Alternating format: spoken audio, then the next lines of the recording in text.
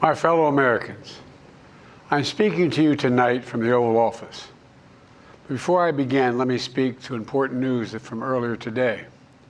After 8 months of nonstop negotiation, my administration, a ceasefire and a hostage deal has been reached by Israel and Hamas, the elements of which I laid out in great detail in May of this year.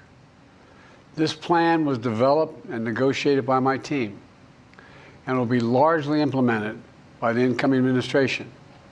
That's why I told my team to keep the incoming administration fully informed, because that's how it should be, working together as Americans. This will be my final address to you from the American people from the Oval Office, from this desk as president. And I've been thinking a lot about who we are and maybe more importantly, who we should be. Long ago in New York Harbor, an ironworker installed beam after beam, day after day. He was joined by steel workers, stonemasons, engineers. They built not just a single structure, but a beacon of freedom. The very idea of America was so big, we felt the entire world needed to see. The Statue of Liberty, a gift from France after our Civil War. Like the very idea of America, it was built not by one person, but by many people, from every background and from around the world. Like America, the Statue of Liberty is not standing still. Her foot literally steps forward atop a broken chain of human bondage. She's on the march, and she literally moves. She was built to sway back and forth to withstand the fury of stormy weather, to stand the test of time because storms are always coming. She sways a few inches, but she never falls into the current below. An engineering marvel. The Statue of Liberty is also an enduring symbol of the soul of our nation. A soul shaped by forces that bring us together and by forces that pull us apart. And yet through good times and tough times, we've withstood it all. A nation of pioneers and explorers, of dreamers and doers, of ancestors native to this land, of ancestors who came by force, a nation of immigrants who came to build a better life, a nation holding the torch of the most powerful idea ever in the history of the world, that all of us are created equal, that all of us deserve to be treated with dignity, justice, and fairness, that democracy must defend and be defined and be imposed, moved in every way possible. Our rights, our freedoms, our dreams. But we know the idea of America, our institution, our people, our values that uphold it are constantly being tested. Ongoing debates about power and the exercise of power, but whether we lead by the example of our power or the power of our example, whether we show the courage to stand up to the abuse of power or we yield to it.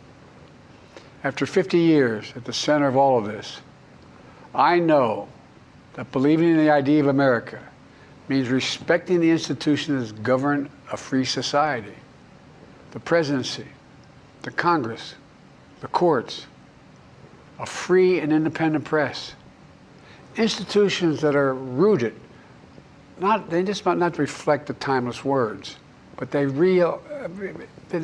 echo the words of the Declaration of Independence. We hold these truths to be self-evident. Rooted in the timeless words of the Constitution, we the people. Our system of separation of powers, checks and balances. It may not be perfect, but it's maintained our democracy for nearly 250 years, longer than any other nation in history that's ever tried such a bold experiment. In the past 4 years, our democracy has held strong. And every day I've kept my commitment to be president for all Americans through one of the toughest periods in our nation's history. I've had a great partner in Vice President Kamala Harris. It's been the honor of my life to see the resilience of essential workers getting us through a once-in-a-century pandemic. The heroism of service members and first responders keeping us safe. The determination of advocates standing up for our rights and our freedoms, instead of losing their jobs to an economic crisis that we inherited. Millions of Americans now have the dignity of work. Millions of entrepreneurs and companies creating new businesses and industries, hiring American workers, using American products. And together, we've launched a new era of American possibilities. One of the greatest modernizations of infrastructure in our entire history, from new roads, bridges, clean water, affordable high-speed internet for every American. We invented the semiconductor, smaller than the tip of my little finger, and now is bringing those chip factories and those jobs back to America where they belong, creating thousands of jobs. Finally, giving Medicare the power to negotiate lower prescription drug prices for millions of seniors. And finally, doing something to protect our children and our families by passing the most significant gun safety law in 30 years and bringing violent crime to a 50-year low. Meeting our sacred obligation to over 1 million veterans so far who are exposed to toxic materials, and to their families, providing medical care and education benefits and more for their families. You know, it will take time to feel the full impact of all we've done together. But the seeds are planted, and they'll grow and they'll bloom for decades to come. At home, we've created nearly 17 million new jobs, more than any other single administration, single term. More people have health care than ever before. And overseas, we've strengthened NATO. Ukraine is still free. And we pulled ahead of our competition with China. And so much more. I'm so proud of how much we've accomplished together for the American people. And I wish the incoming administration success, because I want America to succeed. That's why I've upheld my duty to ensure a peaceful and orderly transition of power, to ensure we lead by the power of our example. I have no doubt that America is in a position to continue to succeed.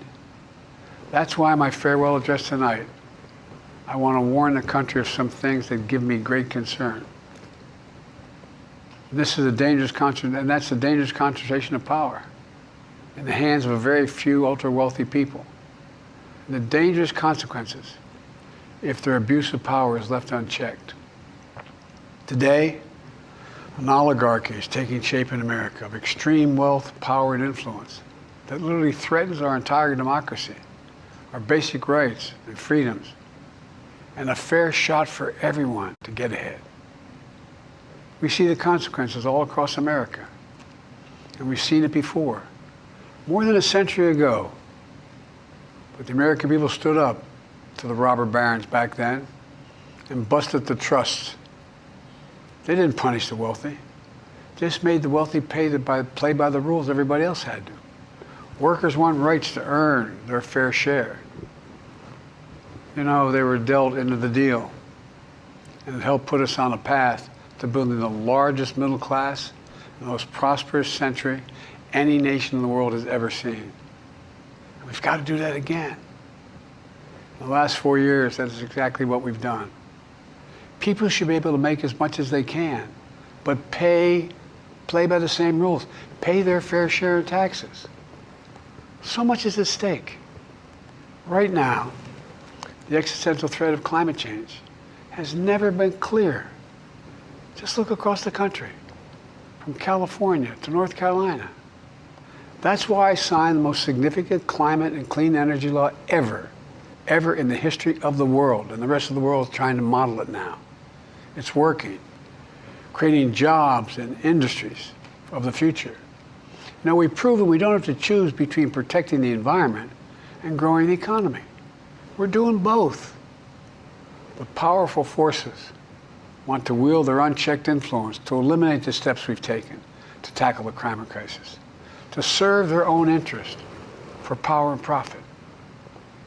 We must not be bullied into sacrificing the future of our children and our grandchildren. We must keep pushing forward and push faster. There's no time to waste. It's also clear that American leadership in technology is an unparalleled source of innovation that can transform lives. We see the same dangers of the concentration of technology, power, and wealth. You know, his farewell address, President Eisenhower spoke of the dangers of the military-industrial complex. He warned us then about, and I quote, the potential for the disastrous rise of misplaced power, end of quote.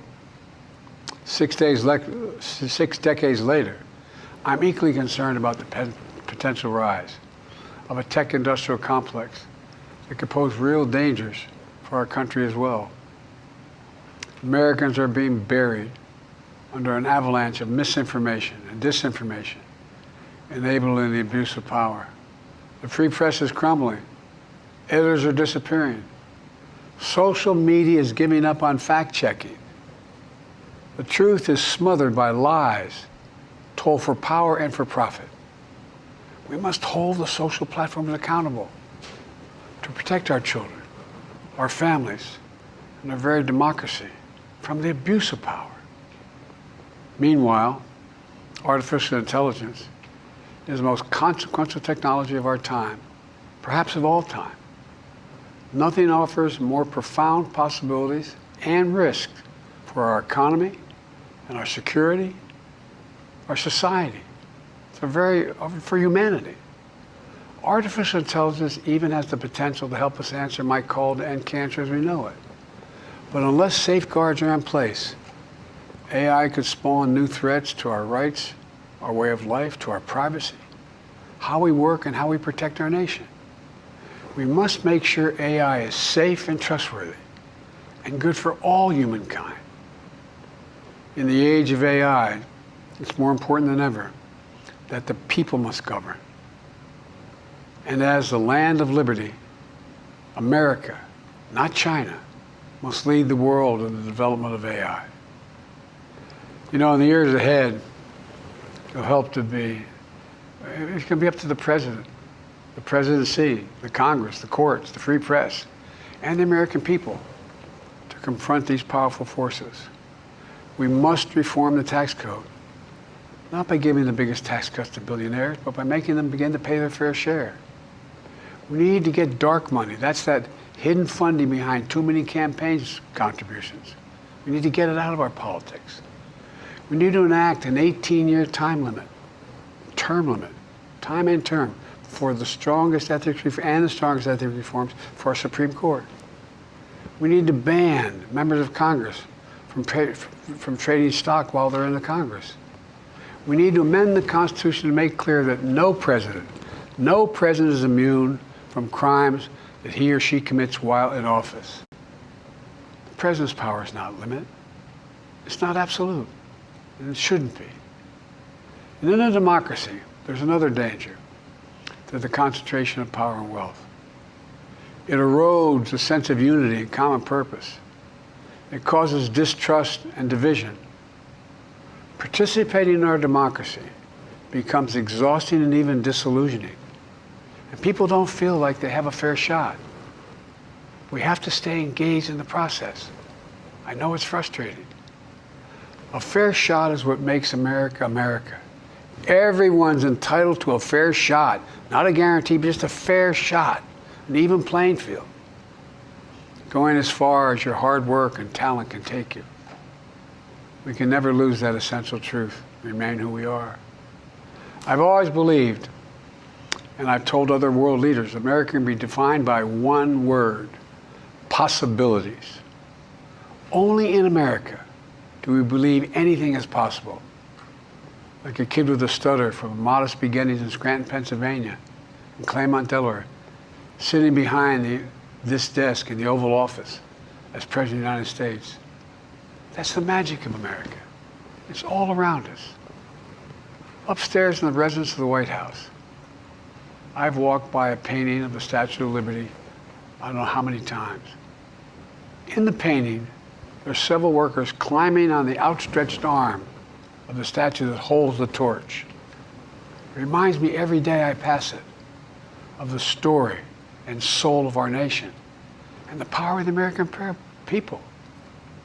There's a story of a veteran. This is a veteran, a son of an immigrant, whose job was to climb that torch and polish the amber panes so rays of light could reach out as far as possible. He was known as the keeper of the flame.